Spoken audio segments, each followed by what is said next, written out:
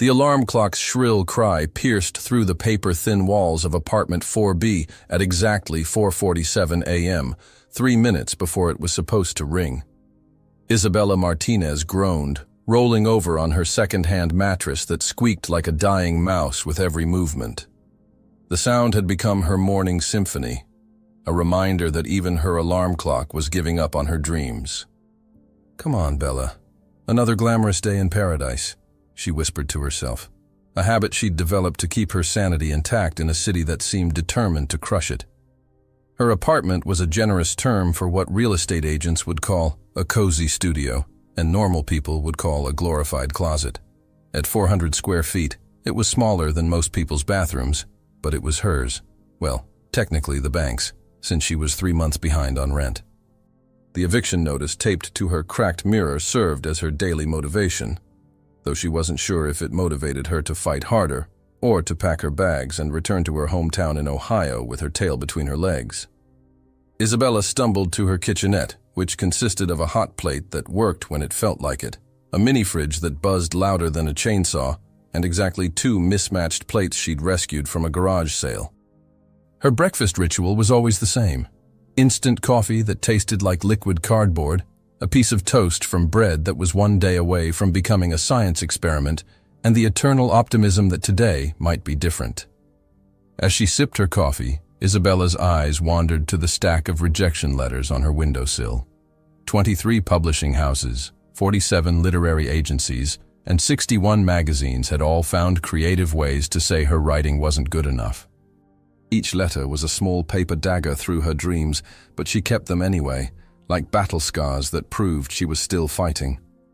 Her reflection in the cracked bathroom mirror showed a woman who refused to surrender despite everything life had thrown at her. At 26, Isabella still had the spark in her dark brown eyes that had convinced her to leave her comfortable small-town life for the brutal honesty of New York City. Her long, wavy brown hair was usually pulled back in a practical ponytail, and her wardrobe consisted entirely of thrift store finds and hand-me-downs that she'd somehow managed to make look effortlessly chic. "All right, universe," she said to her reflection while applying the same tube of mascara she'd been rationing for 3 months. "I'm giving you one more chance to surprise me. But if you're planning another disaster, at least make it interesting." The subway ride to work was her daily dose of human chaos, a melting pot of dreams, disappointments, and commuters who had perfected the art of avoiding eye contact. Isabella squeezed between a businessman shouting into his phone about quarterly reports and a street musician whose guitar was missing 2 strings, but whose enthusiasm made up for it. Sterling Enterprises Tower loomed before her like a glass and steel monument to everything she couldn't afford. 45 floors of corporate power, where decisions worth millions were made over lunch that cost more than her weekly grocery budget. Isabella worked in the building's ground-floor coffee shop, Grind and Go, a name that perfectly captured the soul-crushing reality of minimum-wage life in Manhattan. "Morning, sunshine," called out Marcus, her co-worker and the closest thing she had to family in the city. Marcus was a 60-year-old former jazz musician who had traded his saxophone for a coffee machine when reality came knocking. He had the gift of making everyone smile, even on their worst days. "Morning, Marcus. Please tell me you have good news because I could really use some," Isabella said, tying her apron around her waist. "Well, the espresso machine only broke down twice yesterday, and Mrs. Henderson from the 20th floor finally tipped me a whole $1 instead of her usual 50 cents. I'd call that progress." Isabella laughed despite herself. Marcus had a way of finding silver linings in the darkest clouds, even when those clouds were raining eviction notices and overdue bills. The morning rush began like a caffeinated stampede. Executives in suits worth more than her annual salary barked orders for complicated drinks with names that sounded like spells from a wizarding book. Isabella served them with a smile that was equal parts genuine kindness and professional survival instinct. Each customer was a story she'd never know, dreams achieved, hearts broken, empires built and destroyed, all fueled by her carefully crafted cups of liquid motivation. At exactly 11:47 a.m., everything changed. The elevator dinged with an authority that made the entire coffee shop fall silent. Alexander Sterling stepped out like he owned not just the building, but the very air everyone was breathing. At 32, he was the kind of handsome that belonged on magazine covers. Sharp jawline, steel gray eyes that could cut through diamond, and black hair styled with the precision of a man who had never had a hair out of place in his life. His presence was magnetic in the most dangerous way possible. Women turned to stare, men unconsciously straightened their shoulders, and the very atmosphere seemed to shift into a higher frequency of power and intimidation. Alexander Sterling was the embodiment of everything Isabella had learned to resent about this city. Success without substance, wealth without warmth, power without purpose. "Double espresso, no sugar, no cream, no conversation," he commanded, without looking at anyone in particular, his voice carrying the casual arrogance of someone who had never been denied anything in his life. Isabella's hands moved automatically, preparing his drink while her mind raced with 1,000 sarcastic responses she could never say out loud. Not if she wanted to keep her job. Not if she wanted to avoid being blacklisted from every establishment in Manhattan. Not if she wanted to eat something other than instant noodles for the rest of the month. But as she handed him the cup, their eyes met for one electric moment that seemed to stretch into infinity. Alexander's gaze flickered with something she couldn't identify. Surprise, perhaps, at finding such fierce intelligence staring back at him from behind a coffee counter. $7, Isabella said, her voice steadier than she felt. Alexander pulled out a wallet that probably cost more than her rent and casually tossed a $100 bill on the counter like he was feeding pigeons in the park. "Keep the change," he said dismissively, already turning away. And that's when Isabella Martinez did something that would either destroy her life or transform it forever.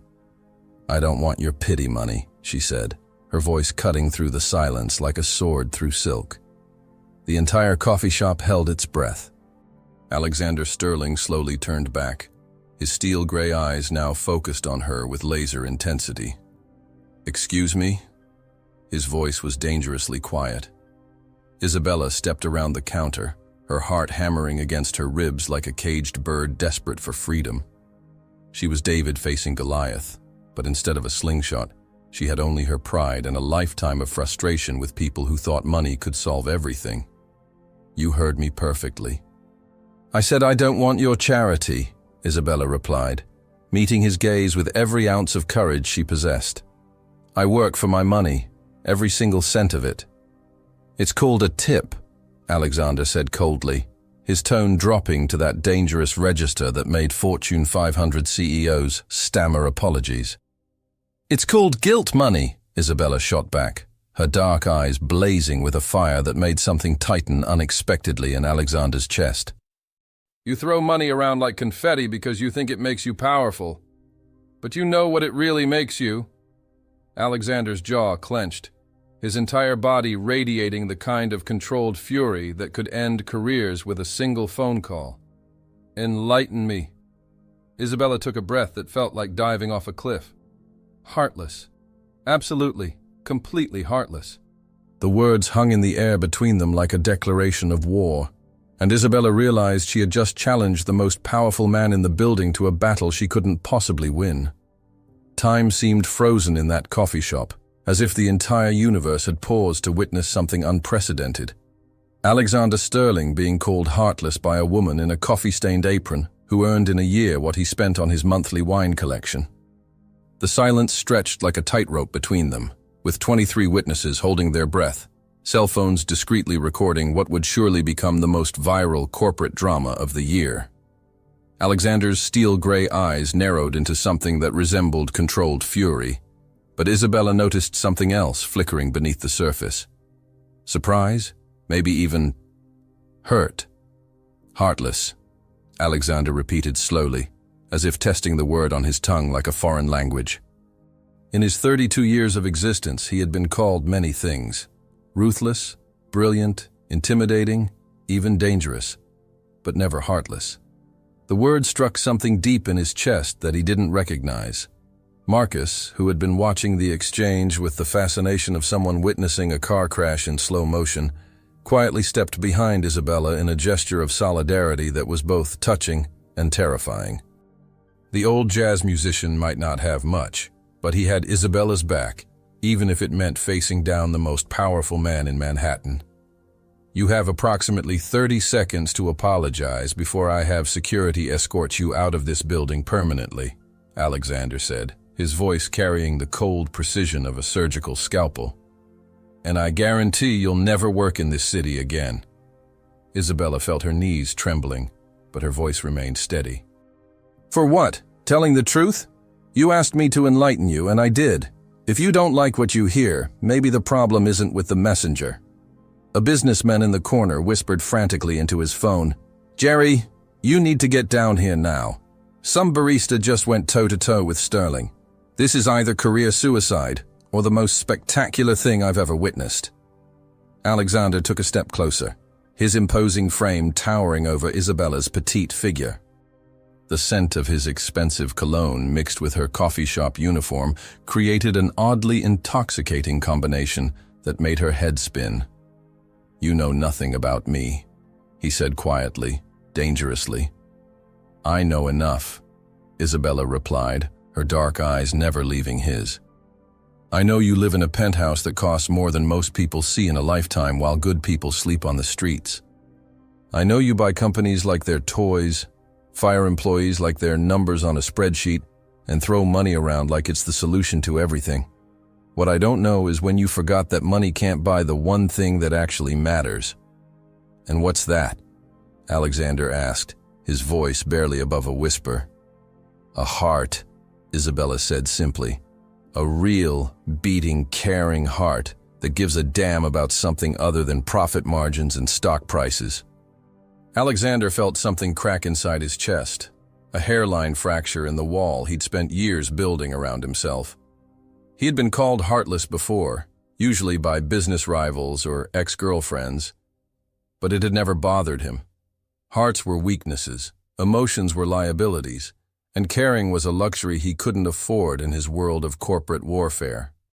But hearing it from this woman, this fierce, beautiful, impossibly brave woman who clearly had nothing to lose and everything to fight for, hit him like a punch to the solar plexus. You want to see heart? Alexander said suddenly, his voice taking on a dangerous edge that made everyone in the coffee shop lean forward. Fine, I'll make you a deal. Isabella blinked, caught off guard by the sudden shift in his tone. What kind of deal? Alexander pulled out his phone and with a few swift taps showed her the screen.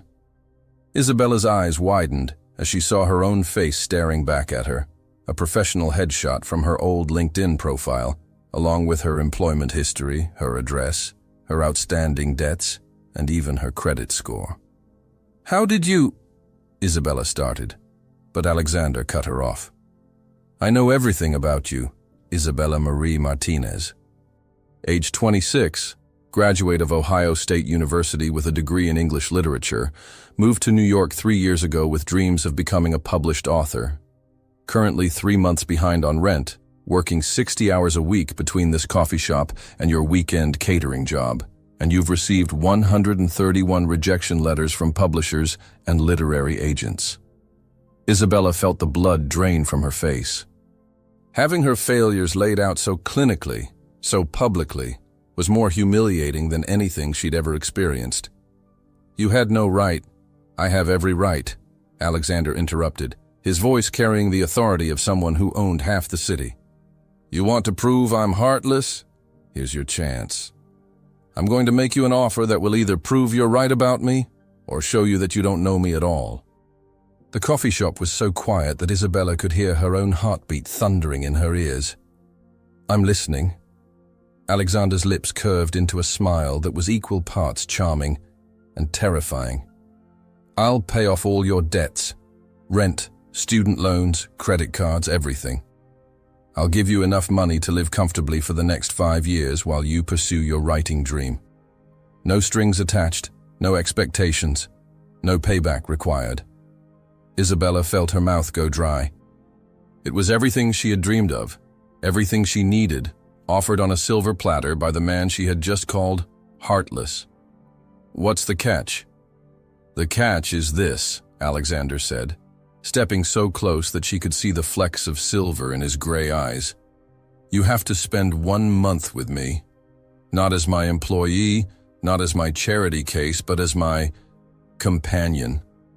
You'll live in my penthouse, attend my business events, travel with me, and at the end of 30 days, if you still think I'm heartless, I'll double the money, and you'll never have to see me again." Isabella stared at him in shock. "You're insane." "Maybe," Alexander agreed, "but I'm also serious. 1 month to prove that there's more to Alexander Sterling than the headlines and the rumors. 1 month to show you that I'm not the monster you think I am." "And if I refuse?" Isabella asked, though she already knew the answer. Alexander's smile turned predatory. "Then you can go back to your cracked mirror and your eviction notices, knowing that you chose pride over practical solutions. Your choice, Miss Martinez." Isabella felt trapped between impossible options. Accept his offer and potentially compromise everything she believed in, or refuse and continue drowning in debt while watching her dreams slip away one rejection letter at a time. Marcus leaned over and whispered in her ear, "Honey, I've seen a lot of things in my 60 years, but I've never seen a man offer to change his entire life to prove a point to a stranger. Maybe there's more to this story than meets the eye." Alexander extended his hand toward Isabella, his gray eyes holding something that looked almost vulnerable. "So, Miss Martinez, do we have a deal? 1 month to prove that maybe, just maybe, you're wrong about me being heartless?" Isabella stared at his outstretched hand, knowing that whatever she decided in the next few seconds would change the trajectory of her entire life. The coffee shop held its collective breath, 23 strangers waiting to see if Cinderella would take the prince's hand or slap it away. "This is completely insane," Isabella whispered. "The best decisions usually are," Alexander replied softly. Isabella looked around the coffee shop, at Marcus's encouraging nod, at the faces of strangers who had somehow become invested in her story, at the eviction notice she could practically feel burning in her apron pocket. Then she looked back at Alexander Sterling, the man who had just offered her everything she needed while asking for the one thing she wasn't sure she could give, the chance to prove he had a heart. 1 month, Isabella said quietly, her hand trembling as she reached toward his. 1 month, Alexander agreed, and when their hands touched, both of them felt something electric pass between them, something that had nothing to do with money, and everything to do with the possibility that maybe, just maybe, they had both been wrong about each other. Isabella had exactly 47 minutes to pack her entire life into 2 mismatched suitcases before Alexander's driver arrived to transport her from her shoebox apartment to what she could only describe as financial heaven with a view. The irony wasn't lost on her that she was about to move into a penthouse with a man she'd called heartless less than 6 hours ago. "Are you absolutely sure about this, honey?" Marcus asked for the 15th time, sitting on her creaky bed while she frantically threw clothes into her larger suitcase, the one with the broken zipper that she had to hold shut with a safety pin. "No, I'm not sure about anything," Isabella replied, holding up 2 dresses and trying to decide which one was less likely to embarrass her at whatever fancy events Alexander had planned. "But I'm 3 months behind on rent, my credit card is maxed out, and I've been eating ramen noodles for breakfast, lunch, and dinner for the past 2 weeks. Sometimes you have to jump off the cliff and hope you grow wings on the way down." Marcus chuckled, his weathered hands helping her fold the few nice clothes she owned. "Well, if anyone can handle a spoiled millionaire, it's you. Just remember, underneath all that money and attitude, he's still just a man who probably hasn't had anyone tell him the truth in years." Isabella paused in her packing, holding the rejection letter from HarperCollins that had arrived just yesterday. "What if I can't do this, Marcus? What if I'm just some small-town girl who's about to make a fool of herself in front of New York's elite?" "Then you'll be a small-town girl who tried," Marcus said gently.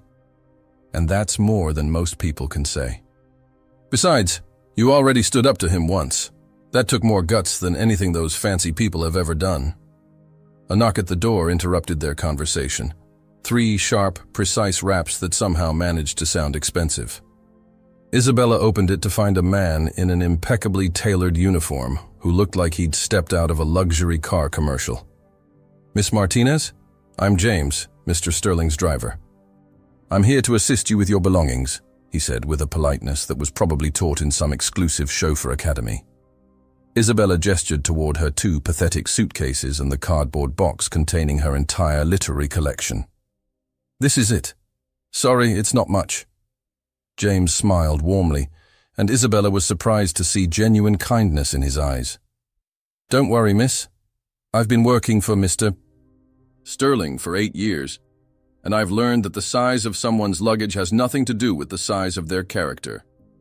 20 minutes later, Isabella found herself in the back of a Mercedes that was worth more than her entire extended family's combined annual income. The leather seats were softer than her mattress. The air conditioning worked perfectly, and there was even a mini fridge stocked with water that probably cost more per bottle than her usual lunch. "First time riding in a car like this?" James asked, catching her wide-eyed expression in the rearview mirror. "First time riding in a car that doesn't make weird noises when you turn left," Isabella admitted. "Does it really have heated seats?" "And a massage function," James said with a grin. "Mr. Sterling doesn't believe in unnecessary discomfort." As they pulled up to Sterling Tower, Isabella craned her neck to look up at the imposing structure that stretched toward the clouds like a glass and steel monument to capitalism. "I work in the coffee shop downstairs, but I've never seen the upper floors."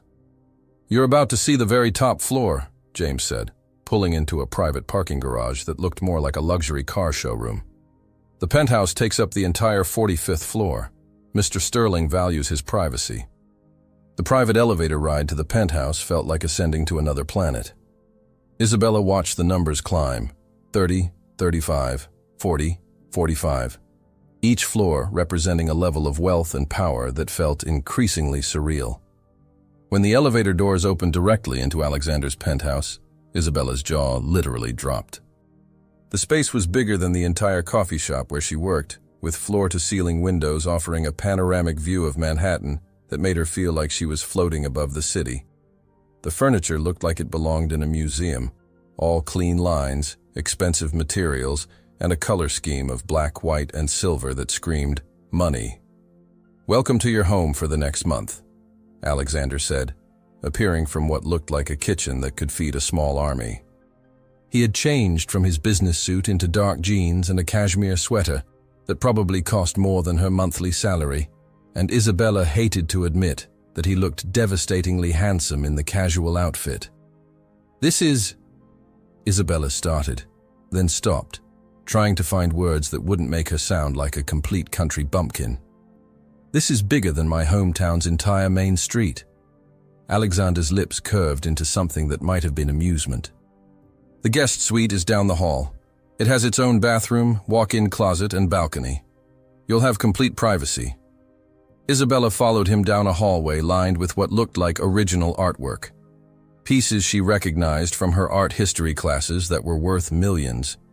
The guest suite was larger than her entire apartment, with a bed that looked like it belonged in a 5-star hotel and a bathroom with a bathtub big enough to swim in. "This is where I'm staying?" Isabella asked, running her hand along the silk bedspread. "Unless you'd prefer to share my room," Alexander said, and Isabella's head snapped up to catch the teasing glint in his gray eyes. "That was a joke, Miss Martinez. Your virtue is safe with me." "Isabella," she said automatically. "If we're going to be living together for a month, you might as well use my first name." "Isabella," Alexander repeated, and somehow her name sounded different when he said it, softer, more intimate. "There are some things we need to discuss about the arrangement." Isabella sat on the edge of the impossibly comfortable bed, trying to maintain some semblance of dignity while surrounded by luxury that made her feel like Alice falling down the rabbit hole. "Such as?" Alexander leaned against the doorframe, his casual pose doing nothing to diminish his commanding presence. "First, you'll need appropriate clothing for the events we'll be attending. I've arranged for a personal shopper to come tomorrow morning." "I have clothes," Isabella protested, gesturing toward her 2 suitcases. "You have coffee shop clothes," Alexander corrected gently. Tomorrow night, we're attending a charity gala where tickets cost $5,000 each. The dress code is black tie and intimidating wealth. Isabella felt her stomach drop. Maybe this was a mistake. I don't belong in that world. Alexander moved closer, his expression softening in a way that caught her off guard. 6 hours ago, you told me I was heartless in front of 23 witnesses. If you can do that, you can handle a few fancy parties. That was different, Isabella said quietly. That was just me being angry. This is pretending to be someone I'm not. No, Alexander said, his voice surprisingly gentle. This is you being exactly who you are, just in a different setting. The woman who stood up to me today wasn't pretending to be brave. She was brave. Isabella looked up at him, searching his face for signs of manipulation or mockery, but found only sincerity. Why does this matter so much to you? You could have just fired me, banned me from the building, and forgotten I existed. Why go through all this trouble? Alexander was quiet for a long moment, his gray eyes distant. Because in 32 years, no one has ever looked at me and seen someone worth saving. They see money, power, connections, opportunities. You're the first person who looked at me and saw someone who might need saving. The vulnerability in his voice caught Isabella completely off guard. For a moment, the powerful businessman facade cracked, and she glimpsed something raw and human underneath. I never said you needed saving, Isabella said softly. You said I was heartless, Alexander replied. Same thing. Before Isabella could respond, Alexander's phone buzzed with what sounded like the opening notes of Bach's Brandenburg Concerto No. 3. He glanced at the screen and his expression immediately shifted back to business mode. I have to take this call, he said.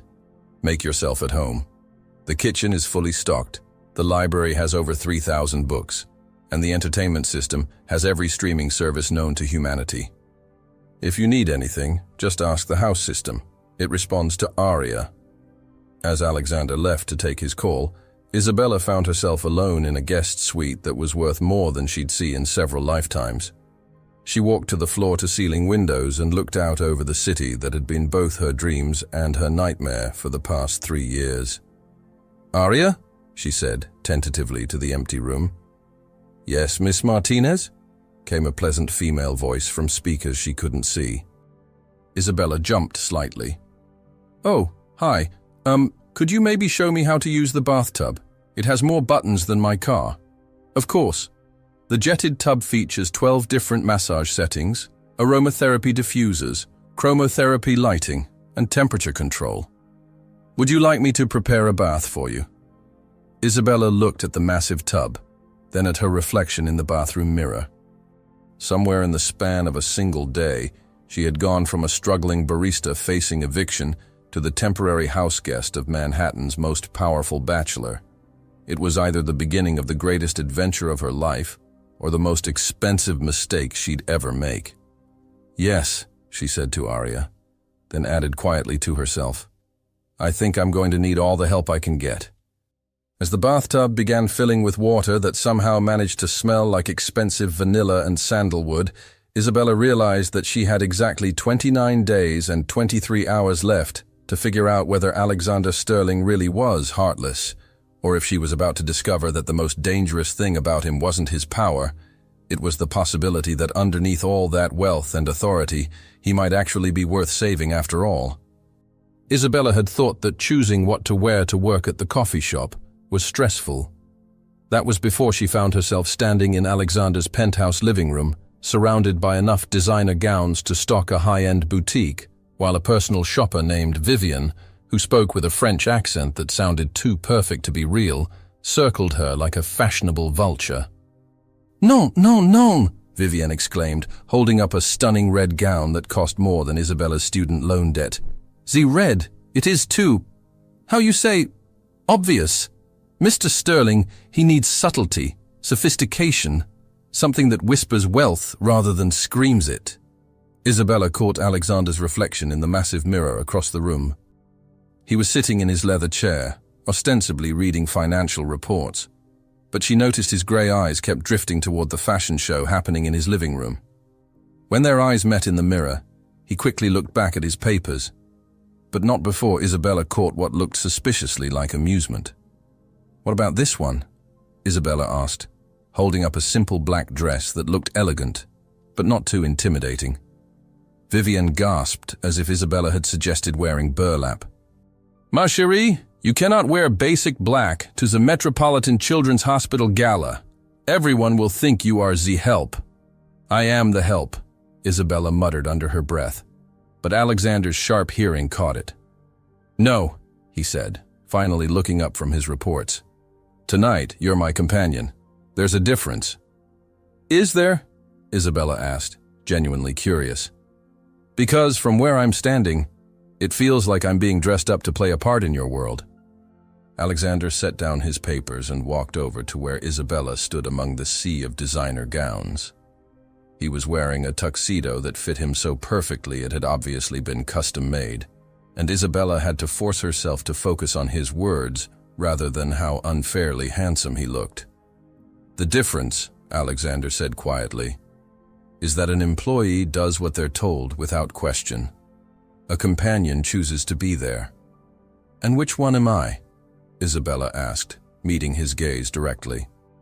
"That depends," Alexander replied, his voice carrying an undertone that made her pulse quicken. "Which one do you want to be?" Vivienne cleared her throat dramatically. "Perhaps we could discuss the philosophy later. The gala begins in 3 hours, and we still must do the hair, the makeup, the shoes." 2 hours later, Isabella barely recognized herself in the full-length mirror. The dress Vivienne had finally selected was a midnight blue gown that somehow managed to be both sophisticated and breathtaking. It hugged her curves in all the right places before flowing into an elegant train, and the color made her brown eyes look almost luminous. Her hair had been styled into an intricate updo that showcased diamond earrings that Alexander had casually mentioned were on loan from Tiffany & Co. "You look," Alexander started, then stopped, seeming to search for words. "You look beautiful." Isabella felt heat rise in her cheeks. "I feel like I'm wearing someone else's life." "Maybe," Alexander said, offering her his arm, "but you wear it well." The ride to the gala was surreal. They sat in the back of the Mercedes while James navigated through Manhattan traffic, and Isabella tried to calm her nerves by focusing on the city lights streaming past the window. Alexander seemed to sense her anxiety because he reached over and gently covered her hand with his. "Nervous?" he asked. "Terrified," Isabella admitted. "I don't know how to talk to millionaires about millionaire things. What if I say something stupid? What if I use the wrong fork? What if someone asks me about my portfolio and I accidentally tell them about my student loan debt instead?"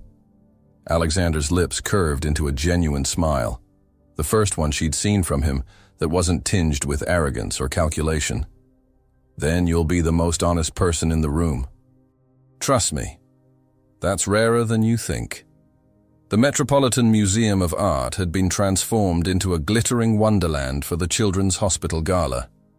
Red carpets stretched up the iconic steps, photographers flashed constantly, and women in gowns that cost more than cars posed next to men who controlled more wealth than small countries. "Alexander," called a voice as they entered the main hall. A distinguished older man approached them with the confident stride of someone accustomed to being the most important person in any room. "I was hoping you'd be here tonight. And who is this lovely creature?" "Isabella Martinez," Alexander said, his hand settling protectively on the small of her back. "Isabella, this is Senator William Hartford, chairman of the hospital's board of directors." Isabella extended her hand and tried to channel every etiquette lesson she'd ever learned from watching period dramas. "It's a pleasure to meet you, Senator."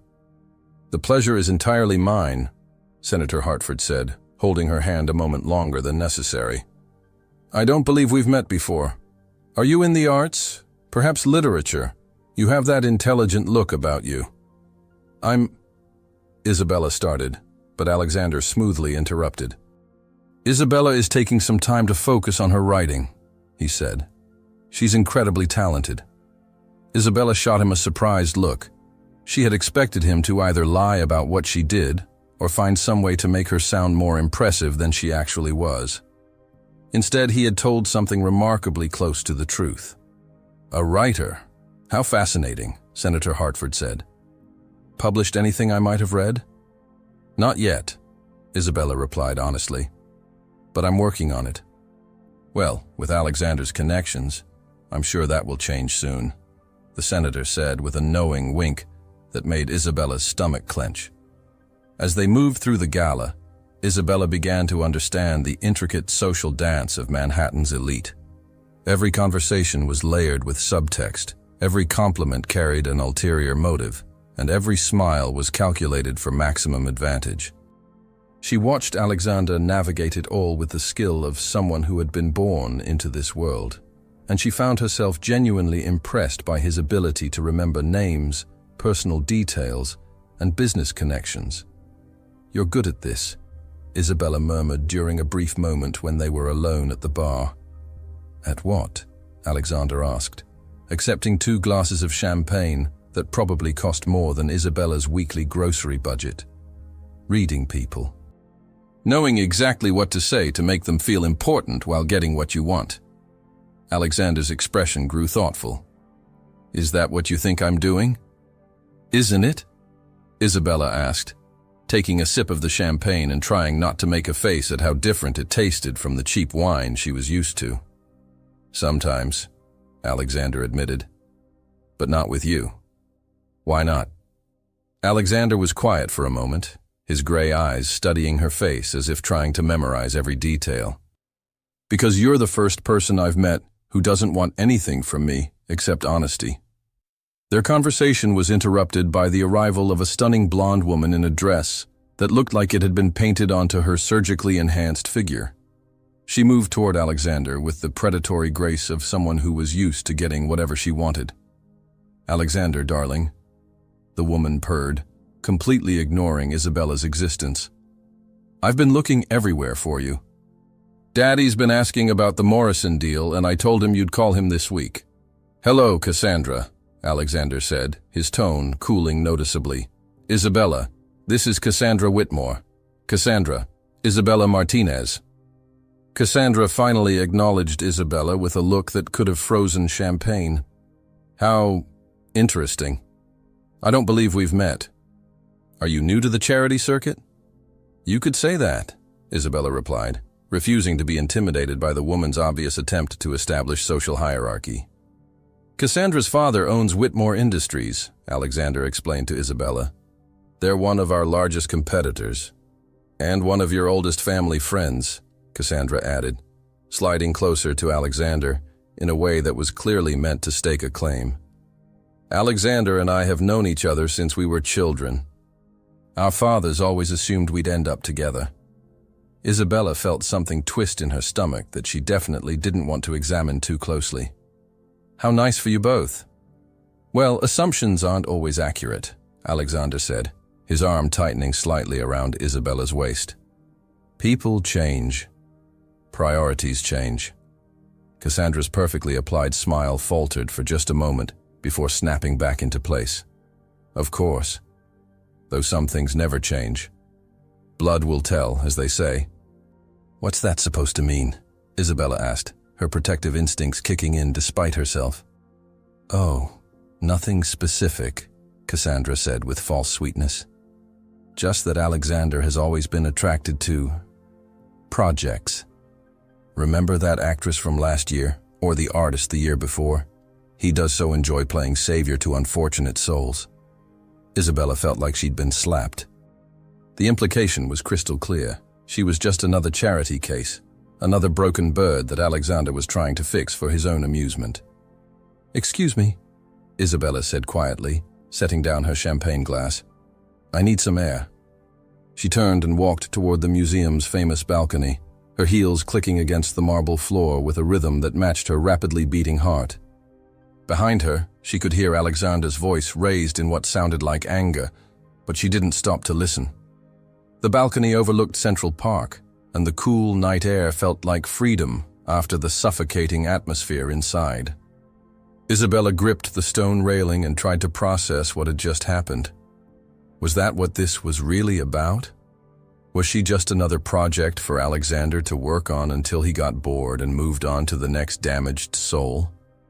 Isabella. Alexander's voice came from behind her, soft and careful. Don't listen to her. Cassandra has always been competitive. Is it true? Isabella asked without turning around. Am I just another project? Another broken bird for you to fix? Alexander moved to stand beside her at the railing, his hands gripping the stone so tightly his knuckles turned white. Is that what you think? I don't know what to think, Isabella said honestly. 3 days ago I was nobody. A barista with too much debt and too many dreams.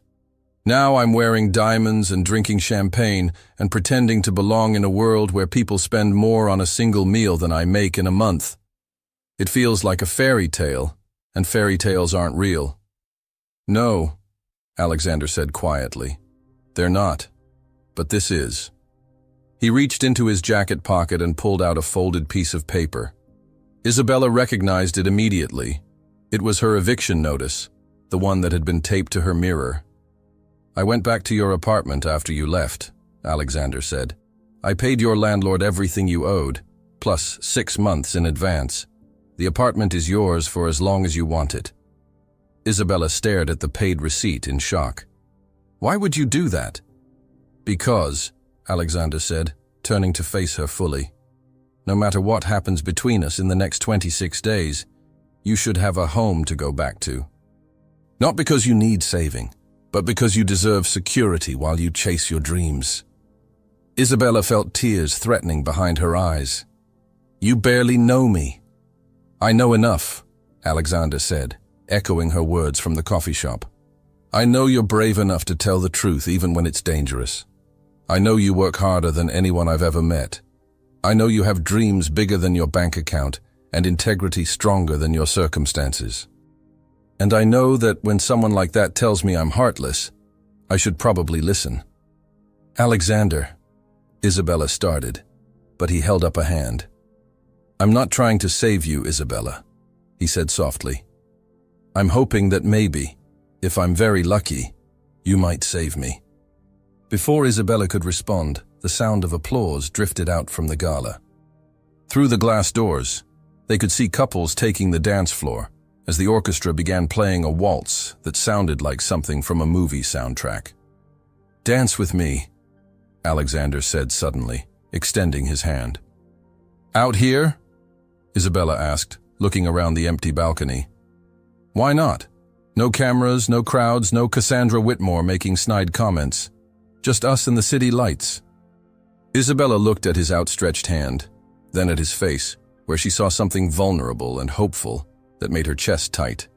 Slowly, she placed her hand in his. Alexander pulled her into his arms, and they began to sway to the music filtering through the glass doors. Isabella had never learned to waltz properly, but somehow, with Alexander leading, it felt natural. They moved together across the stone balcony, the lights of Manhattan twinkling around them like stars. And for the first time since this whole crazy arrangement began, Isabella felt like she belonged exactly where she was. Thank you, she whispered against his shoulder. For what? For the apartment, for tonight, for making me feel like maybe I'm not completely out of my league here. Alexander's arms tightened around her. You're not out of your league, Isabella. You're exactly where you belong. As they danced under the stars, neither of them noticed Cassandra Whitmore watching from the doorway.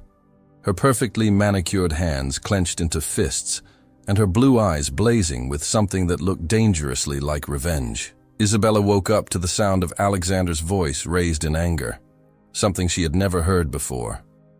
In the 2 weeks since the gala, their morning routine had become surprisingly domestic. Alexander making coffee that was infinitely better than anything served in his building's shop, while Isabella read to him from whatever book she was currently devouring. But this morning, the penthouse buzzed with tension that made the air feel electric. She padded barefoot across the marble floor, wearing one of Alexander's Princeton t-shirts that she'd borrowed and somehow never returned, her hair still messy from sleep.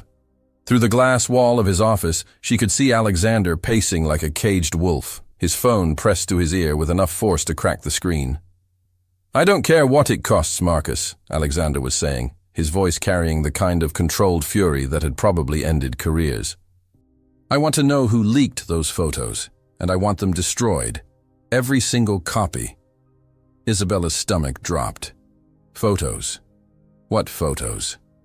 As if sensing her presence, Alexander looked up and met her eyes through the glass. His expression immediately softened, but she could see the storm still raging behind his gray eyes. He ended his call and opened the office door. "Good morning," he said, but his usual confidence was edged with something that looked suspiciously like worry. "What photos?" Isabella asked directly. She had learned over the past 2 weeks that Alexander responded better to honesty than to dancing around subjects. Alexander ran a hand through his dark hair, messing up his usually perfect styling. "Someone took pictures of us at the gala, dancing on the balcony. They've been distributed." "Distributed how?" Isabella asked, though she was beginning to suspect she already knew the answer. Instead of responding, Alexander handed her his tablet. The screen showed the front page of the New York Social Register, Manhattan's most vicious gossip publication. The headline made Isabella's blood run cold. "Ice King's charity case, Sterling's latest project revealed." The main photo was actually beautiful, a shot of her and Alexander dancing under the stars, her midnight blue gown flowing around them like water, his arms wrapped protectively around her waist. They looked like something out of a fairy tale. But the smaller photos told a different story. Isabella serving coffee in her stained apron, Alexander's previous companions over the years, and a particularly unflattering shot of Isabella's cracked apartment building with the headline, "From Slums to Sterling." "Oh God," Isabella whispered, sinking onto Alexander's leather couch as she read the article. Every humiliating detail of her life was laid out like evidence in a court case: her debt, her rejection letters, her 3 jobs, even her eviction notice, which somehow they had obtained a copy of. The article painted her as a gold-digging opportunist who had manipulated her way into Alexander's life, while simultaneously portraying Alexander as a bored billionaire who collected broken women like other men collected vintage cars. The anonymous quotes were the worst part. "She's exactly the type Alex goes for, desperate and grateful. He likes to play savior. Isabella Martinez is nothing more than a charity case with good bone structure. She'll be gone by Christmas. Alexander Sterling has a pattern of dating beneath his station. It never lasts. I'm going to sue them into bankruptcy," Alexander said quietly, watching Isabella's face as she read. "My lawyers are already preparing." "No," Isabella said, setting down the tablet with hands that trembled only slightly. "You can't sue them for printing the truth." "The truth?" Alexander's voice sharpened. "Isabella, this is character assassination. They're making you sound like exactly what I am," Isabella interrupted, standing up and walking to the floor-to-ceiling windows that overlooked the city. "A poor girl who got in over her head with a rich man who felt sorry for her." "That's not what this is," Alexander said firmly, moving to stand behind her. "You know that's not what this is." Isabella caught their reflection in the window, him in his expensive pajamas that probably cost more than her monthly salary, her in his borrowed t-shirt that hung on her small frame like a tent. They looked like exactly what the article said they were: 2 people from completely different worlds who had no business being together. "Do I?" Isabella asked quietly. "Because when I really think about it, Alexander, what else could this be? You saw a struggling waitress, felt bad for her, and decided to play fairy godmother for a month. The only difference between me and Cassandra's version is that I didn't plan it." "Look at me," Alexander said, his voice carrying a command that made her turn automatically. When she met his eyes, she saw something fierce and desperate there. "Do you really think that's all this is to me?" Isabella wanted to say no. Over the past 2 weeks, she had seen sides of Alexander that she was certain no one else knew existed. She had watched him spend 3 hours helping a lost tourist find their hotel, even though he was late for a meeting that could have cost him millions. She had seen him secretly paying the hospital bills for 3 of his employees' sick family members. She had discovered that he read poetry, actual poetry, and that he sometimes stood on his balcony at night just listening to the city breathe. But the article had dredged up every insecurity she'd ever had about their arrangement, every doubt that had kept her awake at night, wondering when the other shoe would drop. "I don't know what to think anymore," Isabella admitted. "2 weeks ago, you were a stranger who offered me everything I needed in exchange for proving you had a heart. Now you're... What?" Alexander asked, stepping closer. "What am I now?" Isabella looked up at him, this complicated man who had turned her entire world upside down, and felt her chest tighten with something that terrified her more than any gossip article ever could. "Now you're someone I could fall in love with," she whispered. "And that scares me more than being poor ever did." Alexander's breath caught, and for a moment, the only sound in the penthouse was the distant hum of the city 45 floors below them. "Isabella," he said softly, reaching up to cup her face with hands that were surprisingly gentle for someone with so much power. "Do you want to know what scares me?" She nodded, not trusting her voice. "What scares me is that I think I've already fallen," Alexander said, his gray eyes never leaving hers. "What scares me is that for the first time in my life, I want something I can't buy, can't negotiate for, can't control. What scares me is that when I look at you, I see everything I never knew I was missing." Before Isabella could respond, Alexander's phone rang with the urgent tone he reserved for emergencies. He ignored it, but it rang again immediately. "Answer it," Isabella said quietly. "It might be important." Alexander reluctantly picked up the phone. "This better be good, Marcus." Isabella watched Alexander's face change as he listened, his expression growing darker with each passing second. "When?" he asked tersely. "How bad?" "I see.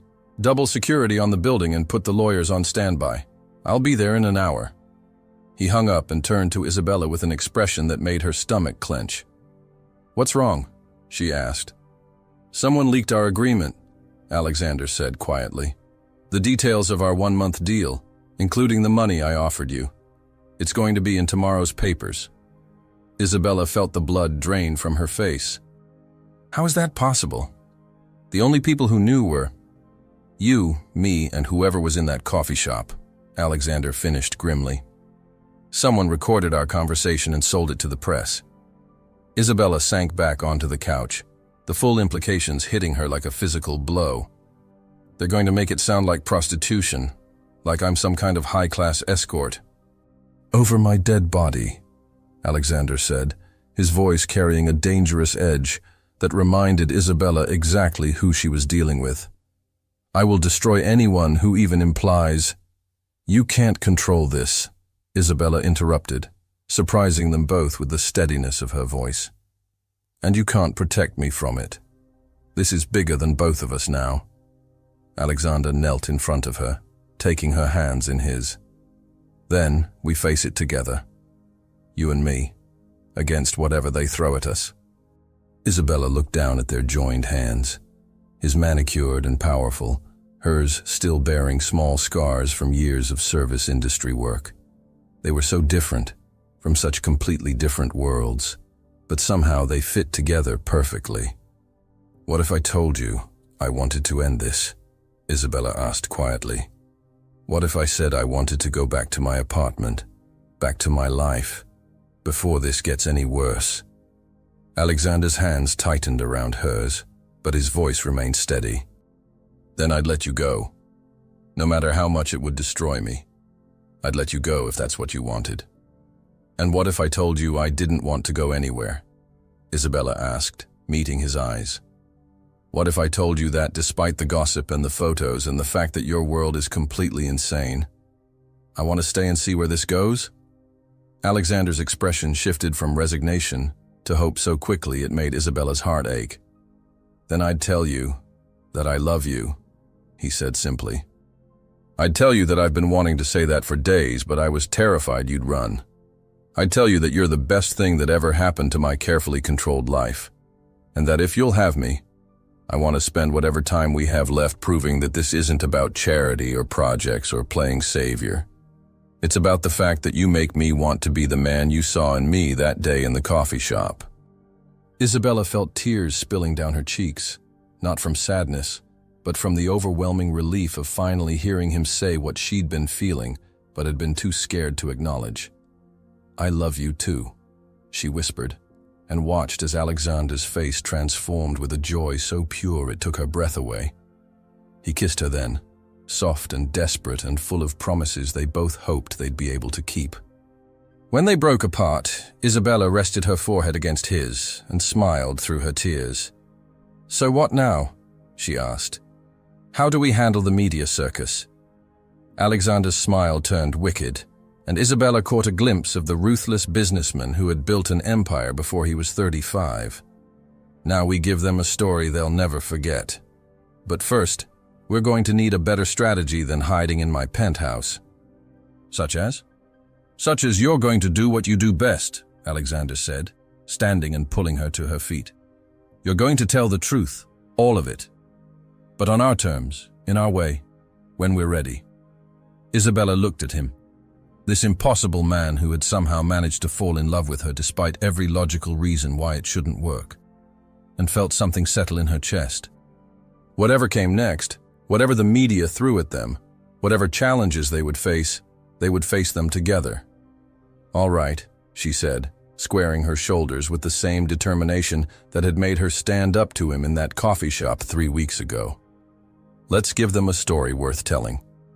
Outside the penthouse windows, Manhattan buzzed with the energy of 8 million people living their lives, chasing their dreams, and falling in love against all odds. And 45 floors above it all, 2 people who should never have worked together began planning how to prove that sometimes the most impossible love stories are the ones most worth fighting for. 3 months later, Isabella stood in the same coffee shop where her life had changed forever. But this time, she wasn't behind the counter.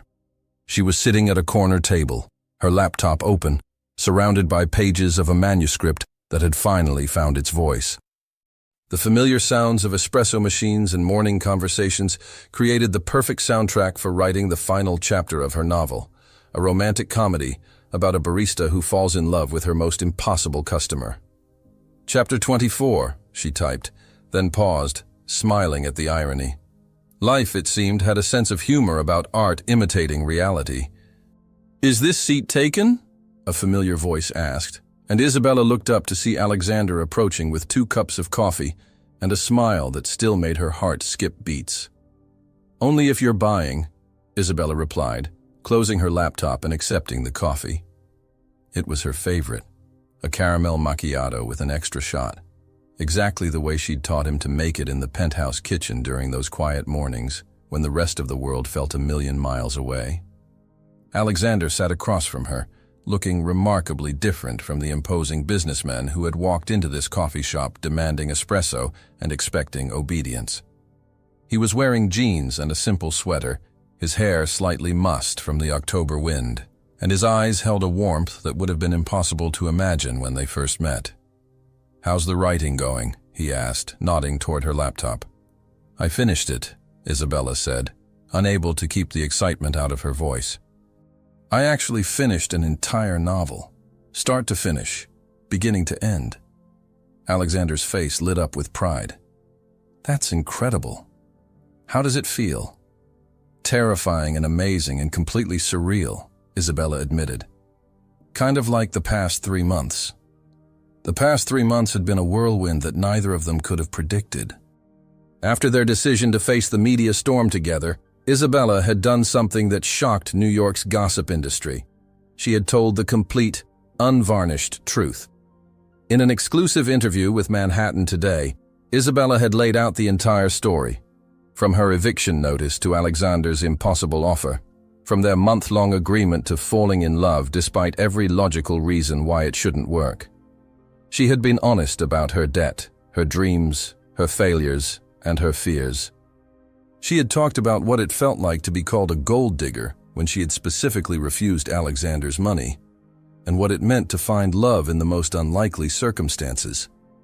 The article had gone viral within hours. Heartless to Heart had trended on social media for a week.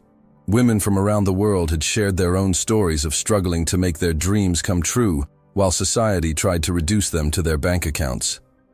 The narrative had shifted from poor girl seduces rich man to two people find real love in a world obsessed with appearances. Alexander had faced his own media gauntlet, but he had handled it with the same honesty that Isabella had shown. In a series of interviews, he had talked about what it meant to be called heartless, and to realize that maybe he had been.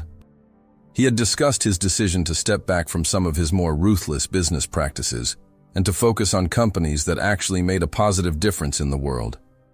Sterling Enterprises announces new charitable foundation had been the headline that surprised everyone, including Isabella. Alexander had committed $50 million to providing microloans for aspiring entrepreneurs who couldn't get traditional bank financing, particularly women and minorities who faced the same barriers Isabella had encountered.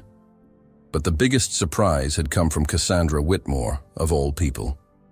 2 weeks after the scandal broke, she had called Isabella directly. "I owe you an apology," Cassandra had said without preamble, "and an explanation."